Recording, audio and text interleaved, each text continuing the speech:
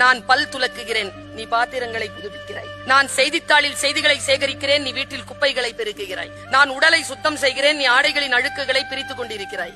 நான் பசியார வயிற்றை நிரப்புகிறேன், நீ பாத்திரங்களில் நீரை நிரப்புகிறாய். நான் அலுவலகம் கிளம்புகிறேன், நீ பிள்ளைகளை சீருடையில் அனுப்பிவிட்டு என் முறைக்காக காத்திருக்கிறாய். நான் இரவு வீடு திரும்புகிறேன், நீ இன்னும் திரும்பவில்லை சமையலறையிலிருந்து.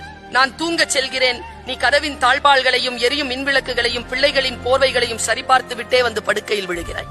ஒவ்வொரு ஞாயிற்றுக்கிழமையும் ஒவ்வொரு பண்டிகையும் எங்களுக்கு ஓய்வு நாட்கள், உனக்கு உறவு வீட்டு விழாக்களில் எங்களிடத்தில் நீ, கல்வி கூடங்களில் கேள்விகளுக்கான பதிலாய் நீ, சோக நிகழ்வுகளிலும் கண்ணீர் சிந்தியபடி நீ, எங்களின் பிரதிநிதியாக கோவில்களிலும் நீ. என் வாழ்க்கை தோழியே, இப்போதெல்லாம் நான் வேலை செய்கிறேன் என்று சொல்லவே கூச்சமாக இருக்கிறது.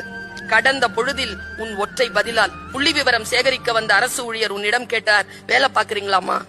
உன் பதில், இல்லீங்க, நான் வீட்டில் சும்மாதான் இருக்கேன்.